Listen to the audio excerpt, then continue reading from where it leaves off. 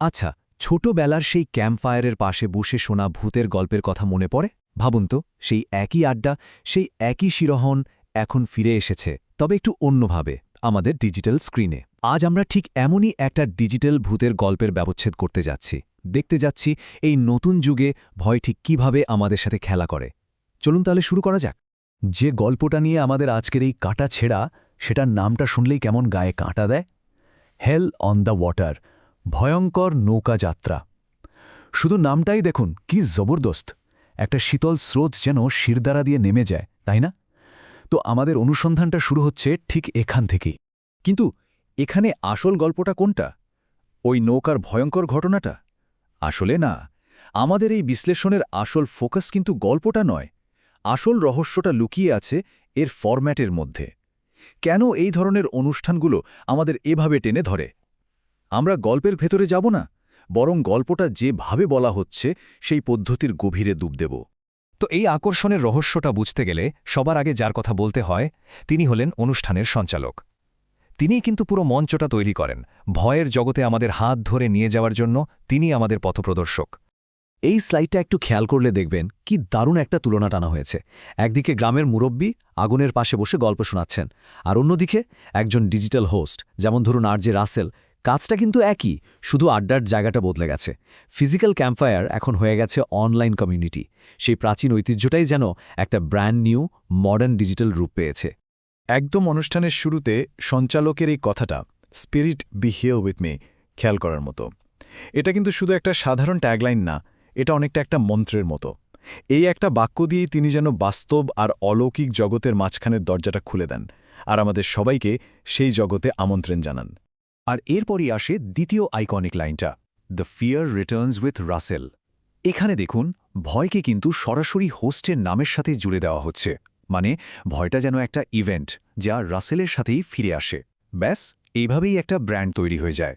শ্রোতাদের মনে একটা প্রত্যাশা তৈরি হয় যে হ্যাঁ, এবার ভয় পাওয়ার পালা। আচ্ছা, সঞ্চালক তো মঞ্চটা তৈরি করে দিলেন, কিন্তু সেই মঞ্চে প্রাণ দেয় কে? এখানেই আসছে আমাদের দ্বিতীয় গুরুত্বপূর্ণ পয়েন্ট, আর সেটা হলো শ্রোতাদের পাঠানো সত্যি ঘটনা। এই জিনিসটায় গল্পগুলোকে এমন একটা বাস্তবতার ছোঁয়া দেয় যা এক কথায় অবিশ্বাস্য। স্ক্রিনের এই লেখাটা একটু দেখুন, একজন শ্রোতার পাঠানো ইমেলের একটা ছোট্ট অংশ। Excuse my writing in Banglish. এই যে একটা কাঁচা অমার্জিত ভাব, একটা ব্যক্তিগত আবেদন, এইটাই কিন্তু আসল জাদু। ভাষার একটু অসম্পূর্ণতা বা নামটা গোপন রাখার জন্য অনুরোধ করা, এই ছোট ছোট ডিটেলসগুলোই গল্পটাকে অনেক বেশি আসল, অনেক বেশি কাছের করে তোলে। তো প্রশ্ন হল, এই সাধারণ দেখতে একটা ইমেল কেন এত পাওয়ারফুল? প্রথমত, এর অমার্জিত বাস্তবতার জন্য। এখানে কোনো পালিশ করা ব্যাপার নেই, একদম সরাসরি ভেতর থেকে আসা কথা। পেশাদার লেখার চেয়ে এই কাঁচা আবেগটাই অনেক বেশি সত্যি মনে হয়। দ্বিতীয়ত, এটা গ্লোবাল ডায়াসপোরাকে কানেক্ট করে। ভাবুন তো, বিদেশে থাকা একজন বাঙালিও এই আড্ডার অংশ হচ্ছেন।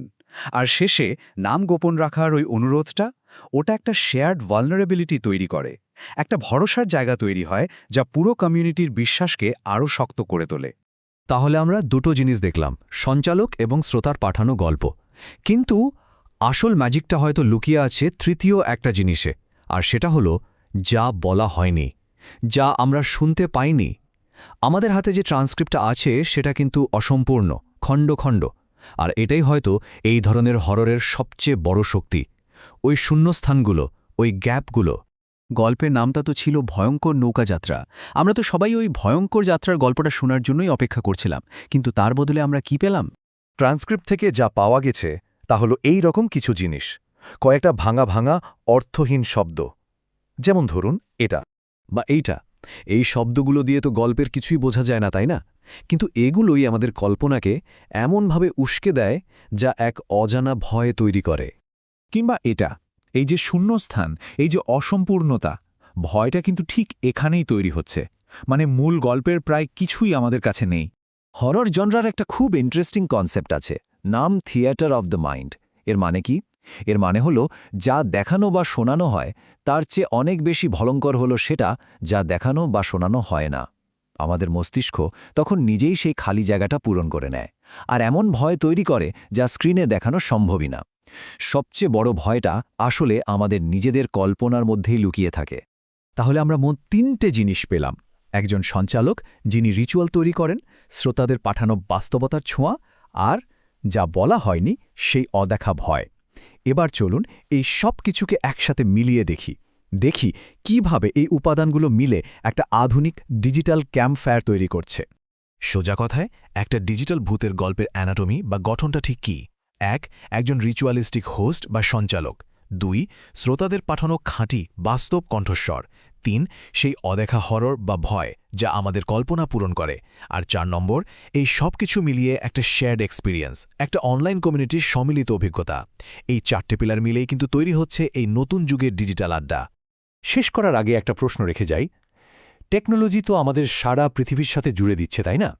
কিন্তু একটু ভেবে দেখলে মনে হবে আমরা আসলে নতুন কিছু করছি কি, নাকি সেই হাজার হাজার বছরের পুরনো ক্যাম্পফায়ারের ঐতিহ্যকেই নতুন করে ডিজিটাল রূপে ফিরিয়ে আনছি।